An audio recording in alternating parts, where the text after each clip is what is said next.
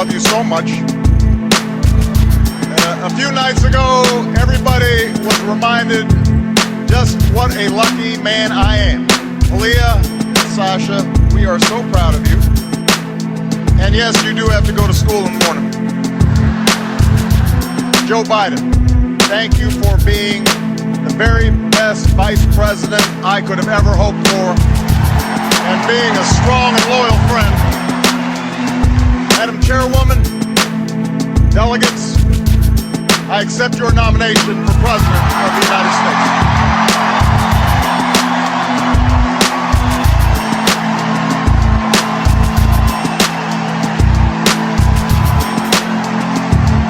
Now, the first time I addressed this convention in 2004, I was a younger man, then a candidate from Illinois who spoke about hope. Not blind optimism, not wishful thinking, but hope in the face of difficulty, hope in the face of uncertainty.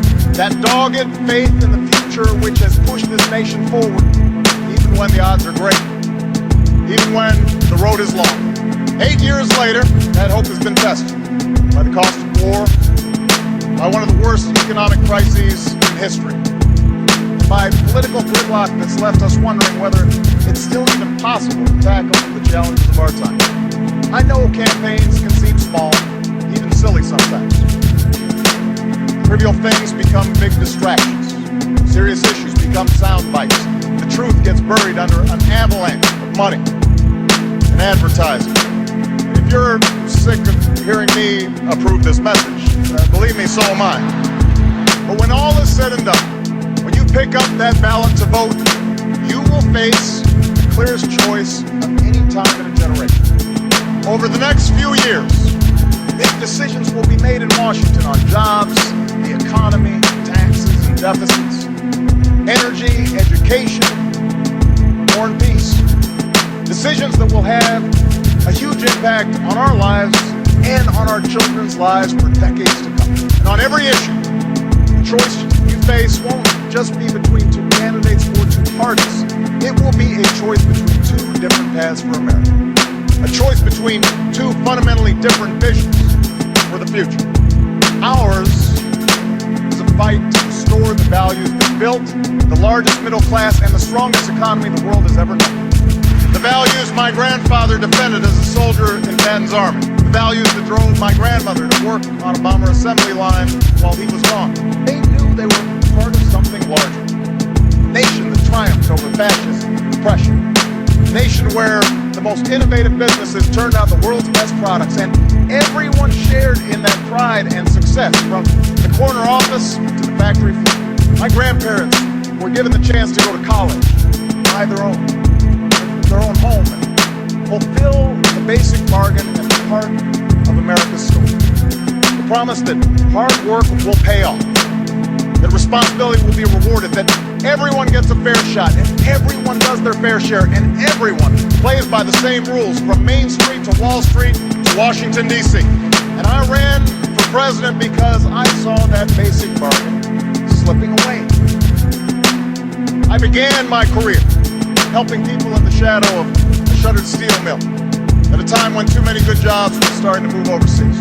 And by 2008, we had seen nearly a decade in which families struggled with costs that kept rising, with paychecks that didn't. Folks racking up more and more debt just to make the mortgage or pay tuition, put gas in the car, food on the table. When the house of cards collapsed in the Great Recession, millions of innocent Americans lost their jobs, their homes, their life-saving, tragedy from which we're still fighting to recover. Now, our friends down in Tampa at the Republican convention were more than happy to talk about everything they think is wrong with America. But they didn't have much to say about how they make it right. They want your vote, but they don't want you to know their plan. And that's because all they have to offer is the same prescriptions they've had for the last 30 years. Have a surplus? Try a tax cut. Deficit too high? Try another. Feel the cold coming on? Take 2 tax cuts, roll back some regulations, and call us in the morning. Now, I've cut taxes for those who need it. middle-class families, small businesses. And I don't believe that another round of tax breaks for millionaires will bring good jobs to our shores or pay down our deficit. I don't believe that firing teachers or kicking students off financial aid will grow the economy or help us compete with the scientists and engineers coming out of China. After all we've been through, I don't believe that rolling back regulations on Wall Street will help the small businesswoman expand or the laid-off construction worker keep his home. We have been there, we've tried that, and we're not going back. We are moving forward, America. Now, I won't pretend the path I'm offering is quick or easy. I never have. You didn't elect me to tell you what you wanted to hear. You elected me to tell you the truth. And the truth is, it will take more than a few years for us to solve challenges that have built up over decades. It will require common effort, shared responsibility, and the kind of bold, persistent experimentation that Franklin Roosevelt pursued during the only crisis worse than this. By the way, those of us who carry on his party's legacy should remember that not every problem can be remedied with another government program or dictate from Washington. But know this, America, our problems can be solved. Our challenges can be met. The path we offer may be harder, but it leads to a better place. And I'm asking you to choose that future. I'm asking you to rally around a set of goals for your country. Goals in manufacturing, energy, education, national security, and the deficit. Real, achievable plans that will lead to new jobs, more opportunity, and rebuild this economy on a stronger foundation. That's what we can do in the next 4 years, and that is why I am running for a second term as President of the United States. We can choose a future where we export more products and outsource fewer jobs. After a decade that was defined by what we bought and borrowed, we're getting back to basics and doing what America's always done best. We are making things again. I've met workers in Detroit and Toledo who feared they'd never build another American car. And today they can't build them fast enough because we reinvented a dying auto industry that's back on the top of the world. I've worked with business leaders who are bringing jobs back to America, not because our workers make less pay, but because we make better products. Because we work harder and smarter than anyone else. I signed trade agreements that are helping our companies sell more goods to millions of new customers. Goods that are stamped with 3 proud words, made in America. And after a decade of decline, this country created over 500,000 manufacturing jobs in the last 2.5 years. And now you have a choice. We can give more tax breaks to corporations that ship jobs overseas, or we can start rewarding companies that open new plants and train new workers and create new jobs here in the United States of America. We can help big factories and small businesses double their exports. And if we choose this path, we can create 1 million new manufacturing jobs in the next 4 years. You can make that happen. You can choose that future. You can choose the path where we control more of our own energy. After 30 years of inaction, we raised fuel standards so that by the middle of the next decade, cars and trucks will go twice as far on a gallon of gas. We have doubled our use of renewable energy, and thousands of Americans have jobs today building wind turbines and long-lasting batteries. In the last year alone, we cut oil imports by 1 million barrels a day, more than any administration in recent history. And today, the United States of America is less dependent on foreign oil than at any time in the last 2 decades. So now you have a choice between a strategy that reverses this progress or one that builds on it. We've opened millions of new acres for oil and gas exploration in the last 3 years, and we'll open more. But unlike my opponent, I will not let oil companies write this country's energy plan or endanger our coastlines or collect another $4 billion in corporate welfare from our taxpayers. We're offering a better path. We're offering a better path a future where we keep investing in wind and solar, clean coal, where farmers and scientists harness new biofuels to power our cars and trucks, where construction workers build homes and factories that waste less energy, where we develop a 100-year supply of natural gas that's right beneath our feet. If you choose this path, we can cut our oil imports in half by 2020 and support more than 600,000 new jobs in natural gas alone. And yes, my plan will continue to reduce the carbon pollution that is heating our planet, because climate change is not a hoax. More droughts and floods and wildfires are not a joke. They are a threat to our children's future, and in this election, you can do something about it. You can choose a future where more Americans have the chance to gain the skills they need to compete, no matter how old they are or how much money they have. Education was the gateway to opportunity for me. It was the gateway for Michelle. It was the gateway for most of you. And now, more than ever, it is the gateway to a middle class life. For the first time in a generation, nearly every state has answered our call to raise their standards for teaching and learning. Some of the worst schools in the country have made real gains in math and reading. Millions of students are paying less for college today because we finally took on a system that wasted billions of taxpayer dollars on banks and lenders. And now you have a choice. We can gut education, or we can decide that in the United States of America, no child should have her dreams deferred because of a crowded classroom or a crumbling school. No family should have to set aside a college acceptance letter because they don't have the money. No company should have to look for workers overseas because they couldn't find any with the right skills here at home. That's not our future. That is not our future. The government has a role in this, but teachers must inspire, principals must lead, parents must instill a thirst for learning, and students, you got to do the work. And together, I promise you, we can out-educate and out-compete any nation on earth. So help me recruit 100,000 math and science teachers within 10 years and improve early childhood education. Help give 2 million workers the chance to learn skills in their community college that will lead directly to a job. Help us work with colleges and universities to cut in half the growth of tuition costs over the next 10 years. We can meet that goal together. You can choose that future for America. That's our future. You know, in a world of new threats and new challenges, you can choose leadership that's been tested and proven. 4 years ago, I promised to end the war in Iraq. We did. I promised to refocus on the terrorists who actually attacked us on 9/11, and we have. We've blunted the Taliban's momentum in Afghanistan, and in 2014, our longest war will be over.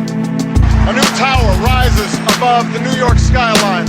Al-Qaeda is on the path to defeat, and Osama bin Laden is dead. And tonight, we pay tribute Americans who still serve in harm's way. We are forever in debt to a generation whose sacrifice has made this country safer and more respected. We will never forget you. So long as I'm Commander-in-Chief, we will sustain the strongest military the world has ever known.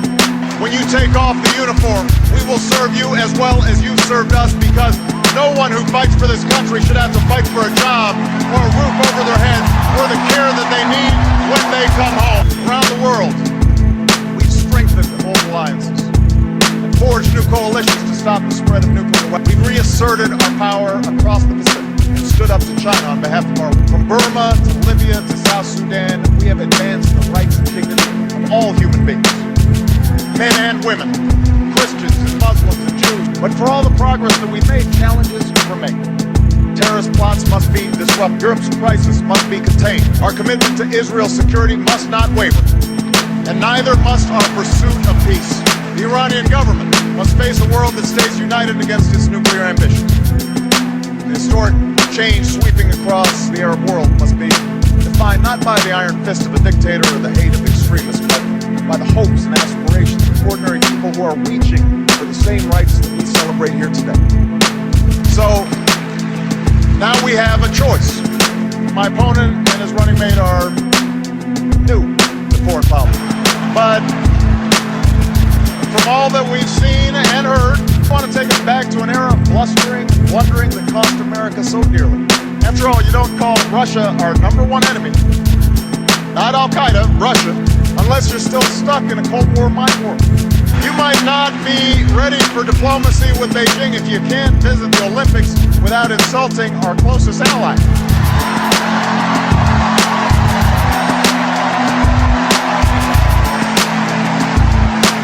My opponent said that it was tragic to end the war in Iraq, and he won't tell us how he'll end the war in Afghanistan. Well, I have, and I will. And while my opponent would spend more money on military hardware that our Joint Chiefs don't even want, I will use the money we're no longer spending on war to pay down our debt and put more people back to work, rebuilding roads and bridges and schools and runways, because after 2 wars that have cost us thousands of lives and over $1 trillion, it's time to do some nation building right here at home. You can choose a future where we reduce our deficit without sticking it to the middle class. Independent experts say that my plan would cut our deficit by $4 trillion. And last summer I worked with Republicans in Congress to cut $1 billion in spending, because those of us who believe government can be a force for good should work harder than anyone to reform it so that it's leaner, more efficient, and more responsive to the American people.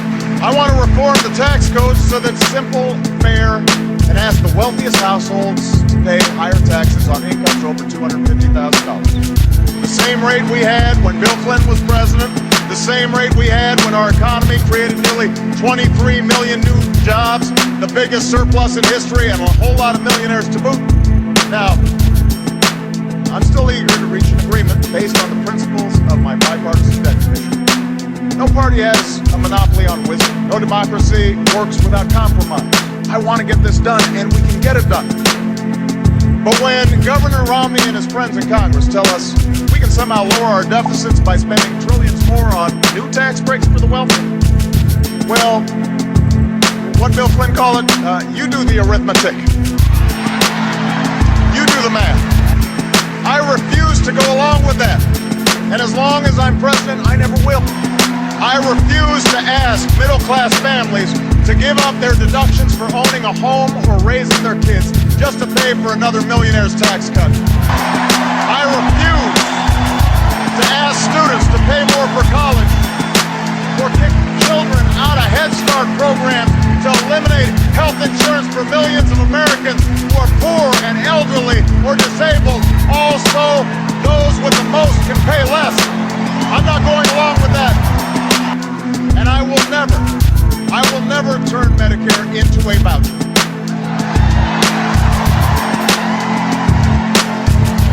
No American should ever have to spend their golden years at the mercy of insurance companies. They should retire with the care and the dignity that they have earned.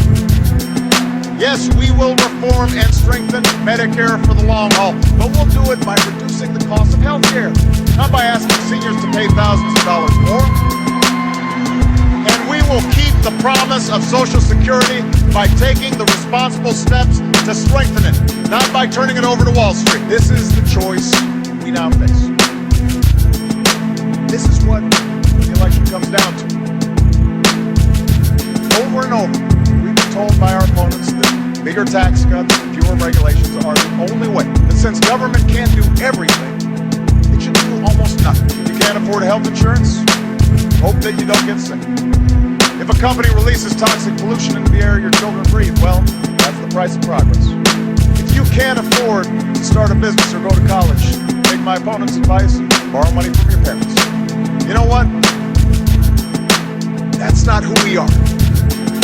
That's not what this country's about. As Americans, we believe we are endowed by our Creator with certain inalienable rights, rights that no man or government can take away.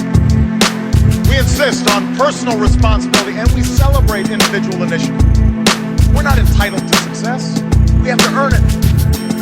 We honor the strivers, the dreamers, the risk takers, the entrepreneurs who have always been the driving force behind our free enterprise system, the greatest engine of growth and prosperity that the world's ever known.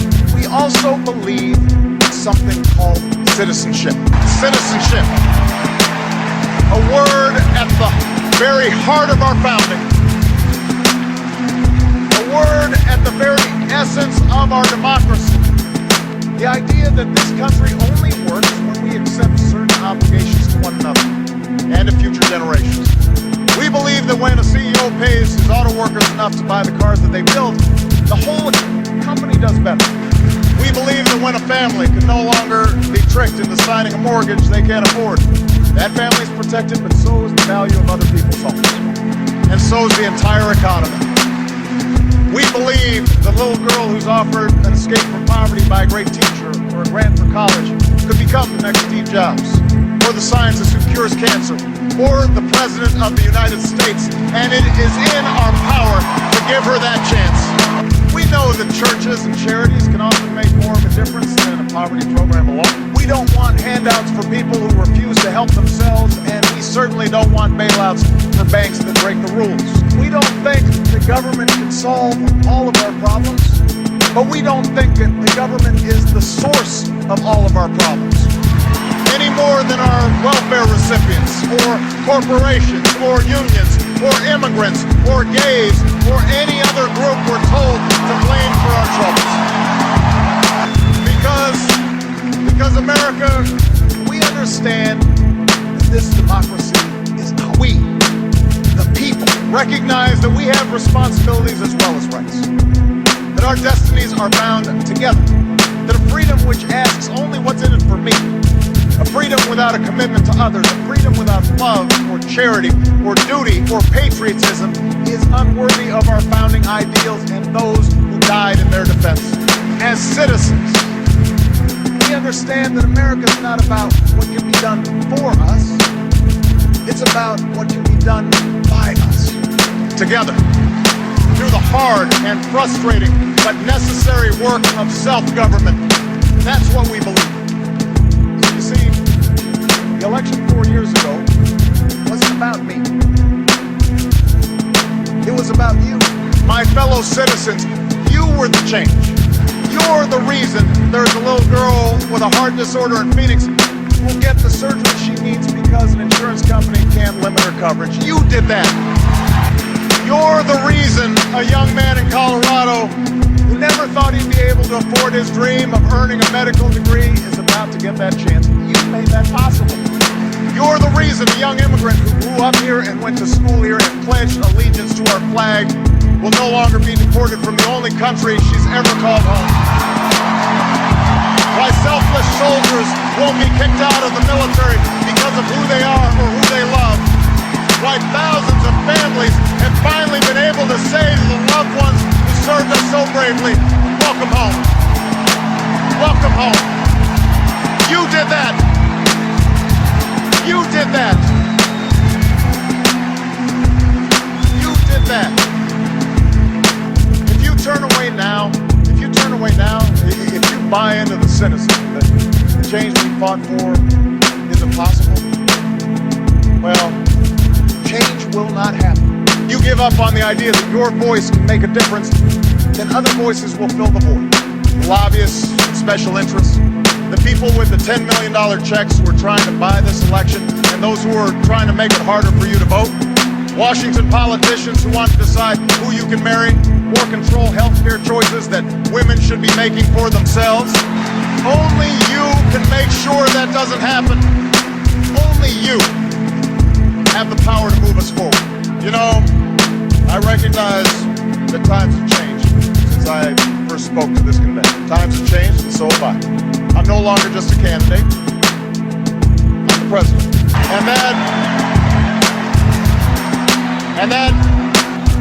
And that means I know what it means to send young Americans into battle. I've held in my arms mothers and fathers of those who didn't return.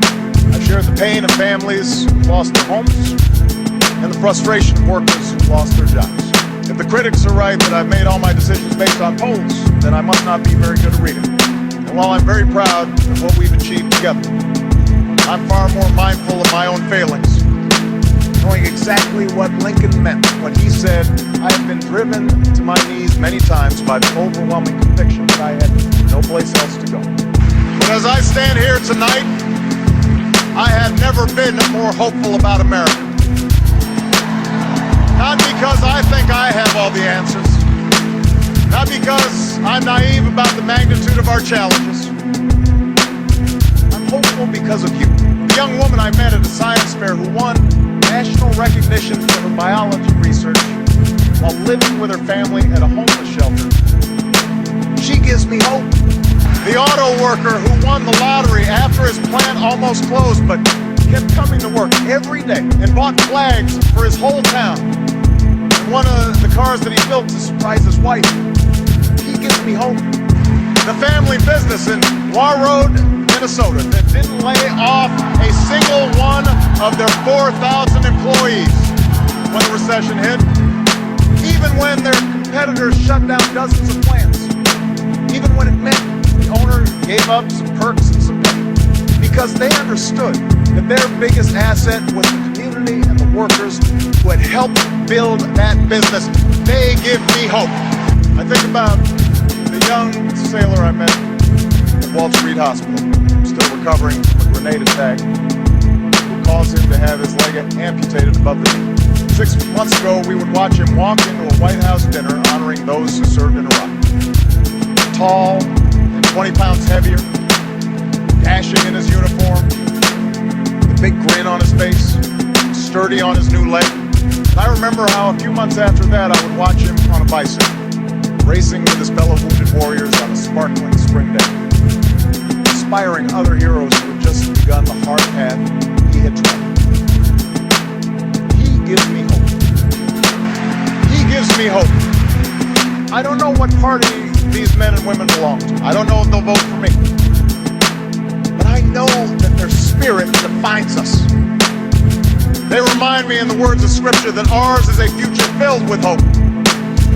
And if you share that faith with me, if you share that hope with me, I ask you tonight for your vote. If you reject the notion that this nation's promise is reserved for the few, your voice must be heard in this election.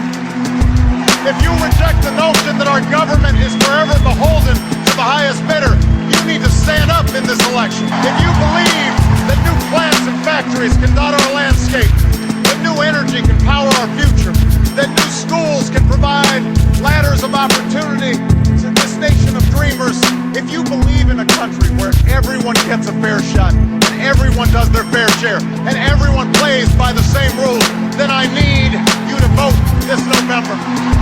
America, I never said this journey would be easy, and I won't promise that now.